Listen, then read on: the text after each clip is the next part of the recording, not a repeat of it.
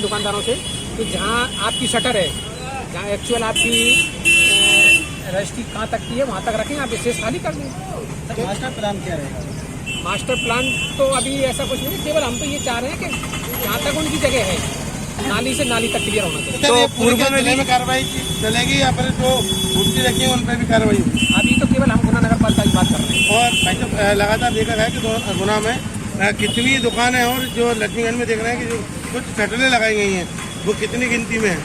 नहीं, अभी गिनती नहीं हुई, अभी तो केवल हमने पूर्व में नाली हटा दी जाएगा, नाली दिखेंगी, गंदगी दिखेगी, उसके लिए हम व्यवस्था करवाएंगे, नगर पालिका व्यवस्था करवाएंगे। पूर्व में नगर पालिका पति ने ये बोला था अतिक्रमण हटाने को लेकर, तो उन्होंने बोला 4-4 फीट आगे निकाल लेना, फिर कैसे अतिक्रमण का कंट्रोल होगा सर?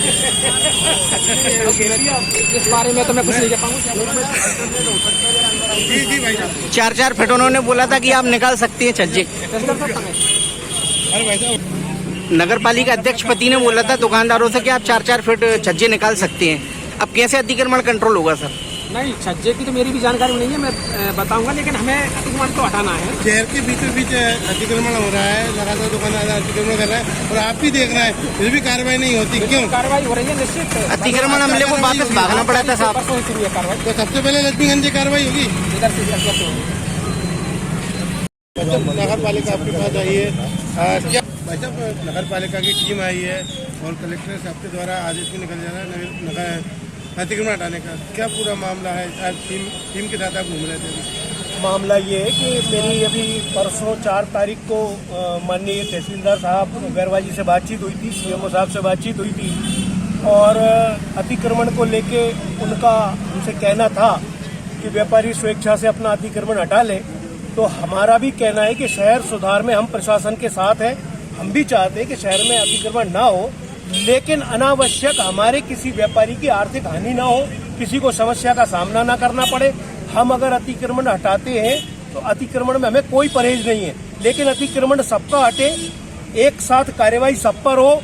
हमारे बाजार में जो हाट ठेलों से बाजार भरा हुआ है ये हाट ठेलों से मुक्त हो। दिन भर बाजार में दुकानों के आगे ठेले लगे हैं, ये सब ठेले भी हटाए प्रशासन।